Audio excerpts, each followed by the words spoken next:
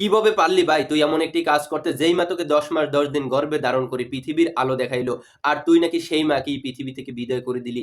আল্লাহর কাছে শুধু এটাই বলবো, কোনো নারীকে মা ডাক শুনাইও না, তবু এরকম কোনো কুলাঙ্গা সন্তান কোনো মায়ের ঘরে দিও না। তোর কি ভাই একটু বুকটা কাঁপলো না? কিভাবে তোর মায়ের গায়ের ভিতরে কুড়াল চালাইলি, ছুরি চালাইলি, তারপরে তাকে টুকরো টুকরো করে ডিপ ফ্রিজের ভিতরে রাখলি। তুই তো ভাই তোর মাকে খুন করলি, হয়তো তোর জেল হবে, না হয় ফাঁসি হবে, কিন্তু পৃথিবীতে মা সন্তানের প্রতি একটা অবিশ্বাস জন্ম দিলি। কেমনে পারলি ভাই তুই বল, কেমনে পারলি? সামান্য 500 টাকার জন্য আর ভালোবাসার মানুষের জন্য মায়ের গলায় ছুরি চালাইলি। তোর কি একটু বুকটা কাঁপলো না ভাই এরকম জঘন্য একটা কাজ করতে? আপনারা স্ক্রিনে যে অস্ত্রটা দেখতেছেন কুড়াল, এই অস্ত্র দিয়ে মায়ের গায়ে আঘাত করা হয়েছে, এবং সাইডে যে ডিপ ফ্রিজটা দেখতেছেন এখানে টুকরো টুকরো করে রাখা যে অংশগুলো ছিল সেগুলো ডিপ ফ্রিজে রাখা হয়েছিল, এবং সে এমন সুন্দর করে একটা নাটক সাজিয়ে সে মিডিয়ার কাছে উপস্থাপনা করছে। চলুন সেই তার মুখের কথাটা শুনে আসি।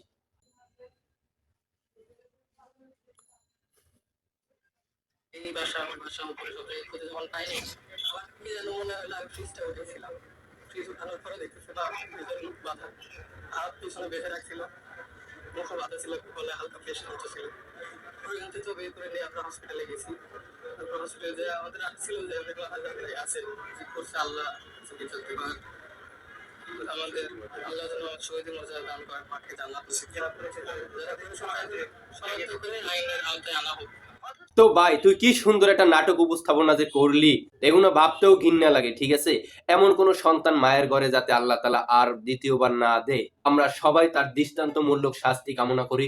দৃষ্টান্তমূলক শাস্তির কথা বললে ভুল হবে, তাকে প্রকাশ্যে সবার সামনে ফাঁসি দেওয়া হোক, যাতে আর দ্বিতীয়বার কোনো সন্তান এরকম কাজ করতে না পারে, কোনো মায়েদের মনে এরকম অবিশ্বাস জন্ম দিতে না পারে। আশা করি সবাই ভালো থাকবেন, দেখা হবে আবার পরবর্তী ভিডিও নিয়ে। অতক্ষণ সুস্থ থাকবেন, আল্লাহ হাফেজ।